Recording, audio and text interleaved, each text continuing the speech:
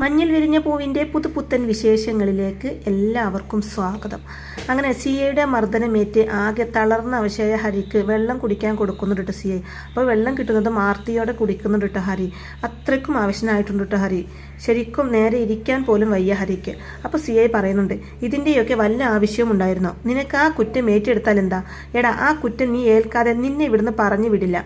SP madam നല്ല ചൂടില്ല, അവർ നിന്നെ കൊന്നു കളയുന്നൊക്കെ പറഞ്ഞ് CI ഭീഷണിപ്പെടുത്തുമ്പോൾ ഹരി തിരിച്ചു പറയുന്നുണ്ട്, മരിച്ചോട്ടെ, എന്നാലും ചെയ്യാത്തത് ചെയ്തു എന്ന് ഞാൻ പറയില്ല. ഞാൻ ആ കുട്ടിയെ കണ്ടിട്ട് പോലുമില്ല. നിങ്ങൾ എന്നെ മനഃപൂർവ്വം കൊടുക്കാൻ വേണ്ടിയാ ഇങ്ങനെയൊക്കെ ചെയ്യുന്നതെന്ന് എനിക്കറിയാം.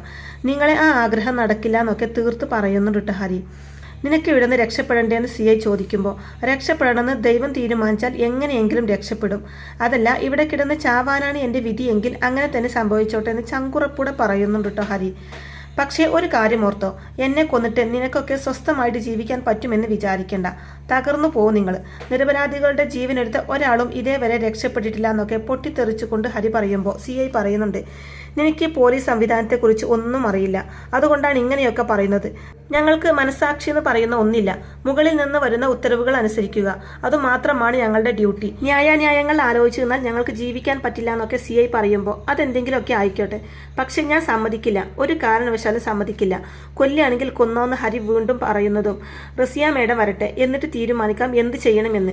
എന്തായാലും നിനക്ക് ഇവിടെ നിന്ന് രക്ഷപ്പെടാൻ പറ്റില്ല. അത്രയ്ക്ക് പെർഫെക്റ്റ് ആയിട്ടാണ് ഞങ്ങൾ നിന്നെ ഇവിടെ കൊണ്ടുവന്ന് പൂട്ടിയിട്ടിരിക്കുന്നതെന്നൊക്കെ CI ബാലകൃഷ്ണൻ പറയുമ്പോൾ, സാറേ, ഏത് വലിയ കോട്ടയും ഒരു ദിവസം പൊളിഞ്ഞു വീഴും. അതാണ് ചരിത്രം. എന്നെ കാണാനില്ലെന്ന വാർത്ത ഇതിനോടകം തന്നെ എല്ലാവരും അറിഞ്ഞു കാണും. മല്ലികാമയൊക്കെ വെറുതെ ഇരിക്കുമെന്നാണോ സാറ് വിചാരിക്കുന്നത്? ഒരിക്കലുമില്ല. അവരെന്നെ അന്വേഷിക്കും, കണ്ടുപിടിക്കുകയും ചെയ്യുന്ന ഹരി തറപ്പിച്ച് പറയുന്നുണ്ട് കേട്ടോ. അപ്പോൾ നോക്കാമെന്ന് CI വെല്ലുവിളിക്കുകയാണ് കേട്ടോ. ഇതേ സമയം മല്ലികാമ ഫോണിൽ ആരോടോ സംസാരിക്കുകയാണ് കേട്ടോ. അപ്പോൾ ഇതേ സമയം തന്നെ ഒരു ചെറുപ്പക്കാരൻ മല്ലികാമയെ കാണാൻ വരുന്നുണ്ട്. മല്ലികാമ കോള് കട്ട് ചെയ്ത് തിരിയുന്നതും അയാളെ കാണുന്നുണ്ട് കേട്ടോ. മല്ലികാമയ്ക്ക് അയാളെ കണ്ടിട്ട് പരിചയമൊന്നും തോന്നുന്നില്ല. എന്നെ മനസ്സിലായോ മേഡത്തിനെ എന്ന് അയാൾ ചോദിക്കുമ്പോൾ, ഇല്ല, ഓർമ്മയിൽ അങ്ങോട്ട് കിട്ടുന്നില്ല എന്നൊക്കെ പറയുമ്പോൾ, മേഡം കുറച്ചു കാലം ആഭ്യന്തര വകുപ്പ് മന്ത്രിയായിരുന്നില്ലേ?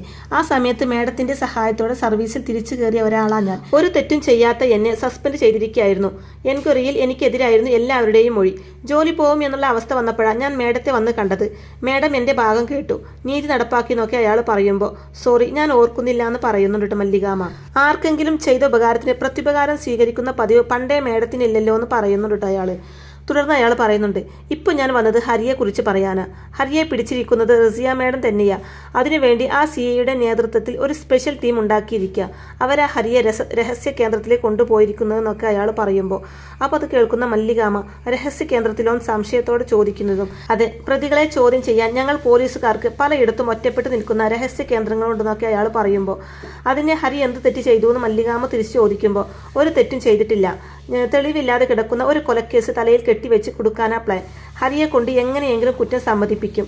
അതോടെ ഹരി കൊലക്കേസിൽ പ്രതിയാവുന്നൊക്കെ അയാൾ പറയുന്നത് കേൾക്കുമ്പോൾ ശരിക്കും നടുങ്ങുന്നുണ്ട് മല്ലികാമ. മരിച്ചത് ഒരു പെൺകുട്ടിയാ. ഹരിയുടെ ജീവിതം അതോടെ തീരും. വളരെ രഹസ്യമായിട്ടാണ് എനിക്ക് വിവരം കിട്ടിയത്. ഒരു സ്പെഷ്യൽ ബ്രാഞ്ചുകാരനാ എന്നോടിത് പറഞ്ഞതെന്നൊക്കെ അയാൾ പറയുന്നുണ്ട് കേട്ടോ. എവിടെയാണ് അവനെ താമസിപ്പിച്ചിരിക്കുന്നതെന്ന് അറിയുമെന്ന് ചോദിക്കുമ്പോൾ, അതറിയില്ല. അറിയാവുന്നത് SP-ക്കും CIക്കും മാത്രം. ഇവരിൽ ആരെയെങ്കിലും ചോദ്യം ചെയ്താൽ സത്യം മനസ്സിലാക്കാൻ പറ്റുമെന്ന് പറയുന്നുണ്ട് അയാള്.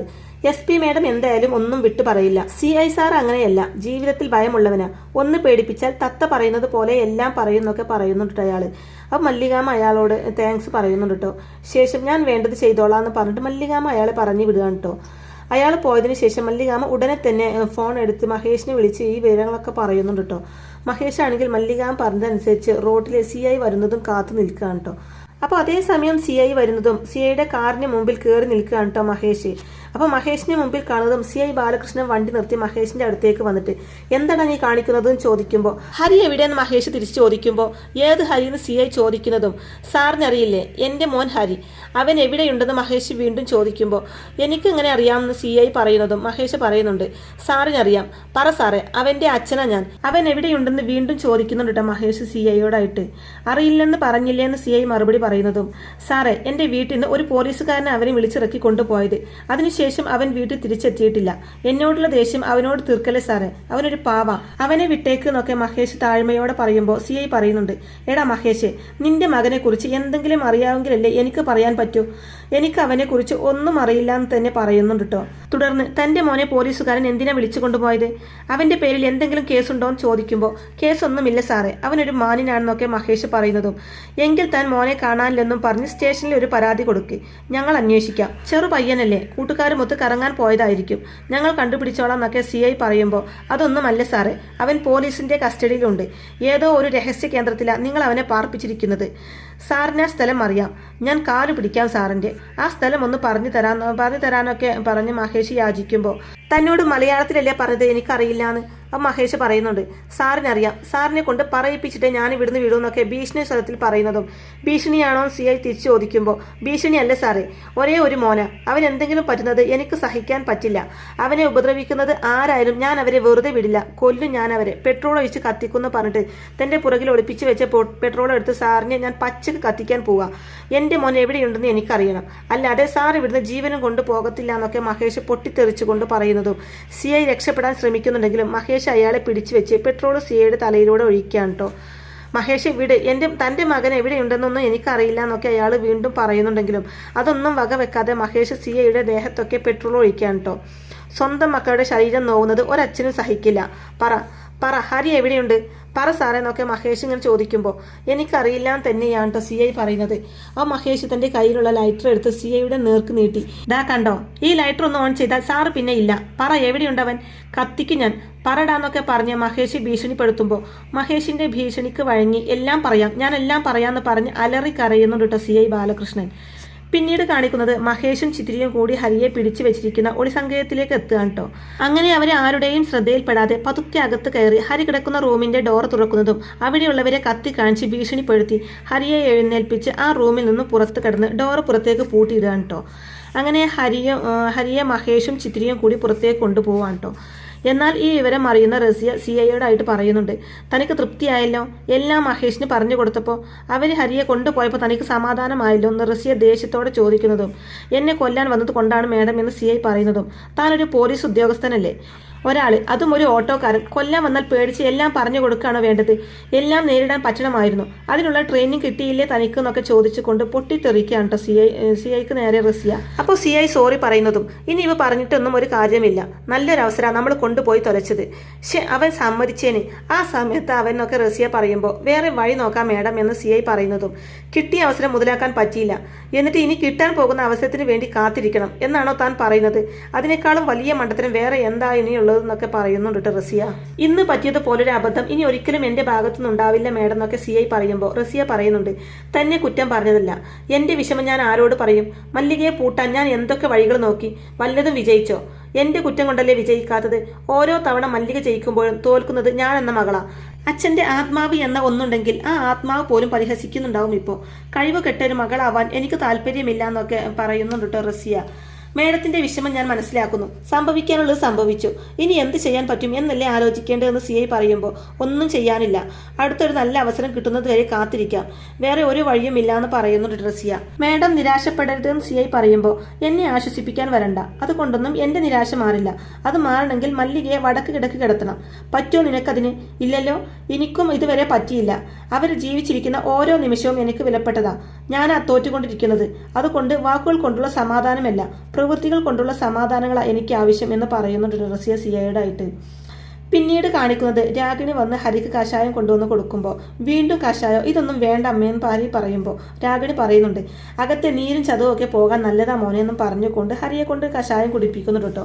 തുടർന്ന് പറയുന്നുണ്ട്, എന്റെ മോനെ ഉപദ്രവിച്ചവരാരും ഒരിക്കലും ഗുണം പിടിക്കില്ല, നശിച്ചു പോകും എല്ലാവരും എന്ന് രാഗിണി പറയുമ്പോൾ, അച്ഛൻ വന്നില്ലായിരുന്നെങ്കിൽ അവരെന്നെ കൊന്നേനെന്ന് പറയുന്നുണ്ട് ഹരി.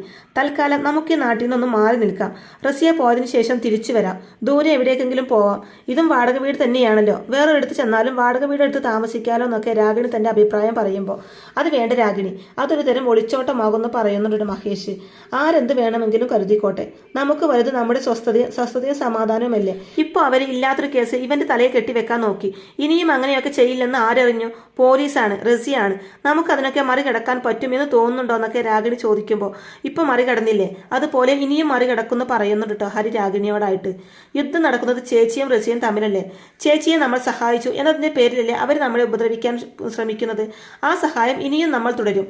ചേച്ചിക്ക് നമ്മളല്ലാതെ വേറെ ആരാ ഉള്ളതെന്നൊക്കെ ചോദിക്കുന്നുണ്ട് മഹേഷ്. അപ്പോൾ രാഗിണി, നമുക്ക് എന്തെങ്കിലും പറ്റിയാൽ ആര് നമ്മളെ സഹായിക്കുമെന്ന് ചോദിക്കുമ്പോൾ തിരിച്ച് ആരും സഹായിക്കുന്നു നോക്കിയിട്ടില്ലല്ലോ രാഗിണി നമ്മൾ ചേച്ചിയെ സഹായിക്കുന്നത്.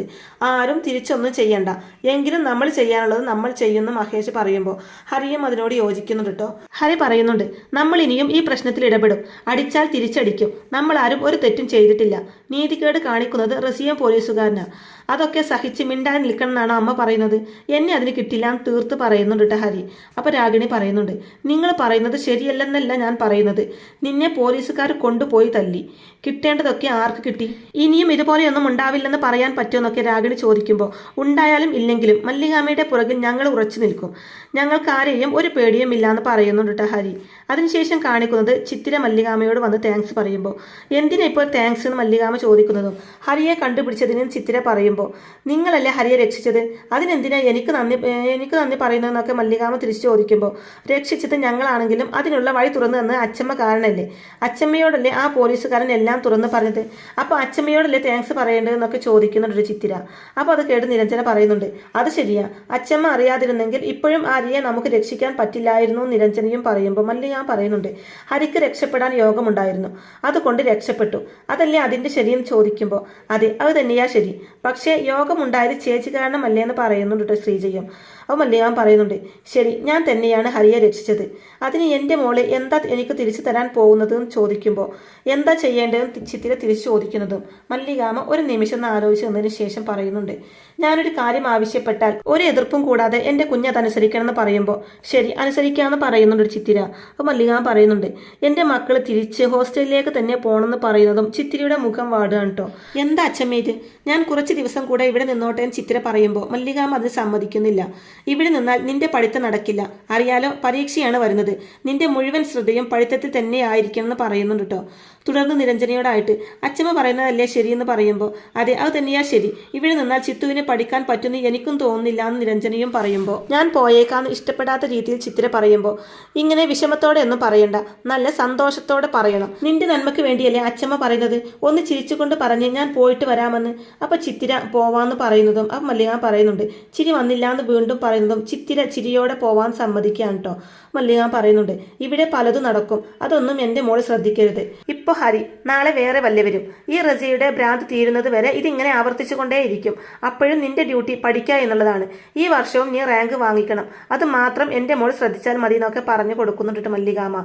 തുടർന്ന് കൂട്ടുകാരനെ കണ്ടില്ലേ എന്ന് ചോദിക്കുമ്പോൾ ഇല്ലാന്ന് ചിത്തിര മറുപടി പറയുന്നതും കണ്ടു പറഞ്ഞോ പോവാണെന്ന്, ഇനി പഠിത്തം കഴിയുന്നത് വരെ ശല്യം ചെയ്തേക്കരുതെന്ന് പറഞ്ഞേക്കണമെന്ന് മല്ലികാമ്മ പറയുന്നതും ഹരി ശല്യക്കാരനൊന്നും അല്ല അച്ഛമ്മയെന്ന് പറയുന്നുണ്ട് ചിത്തിര.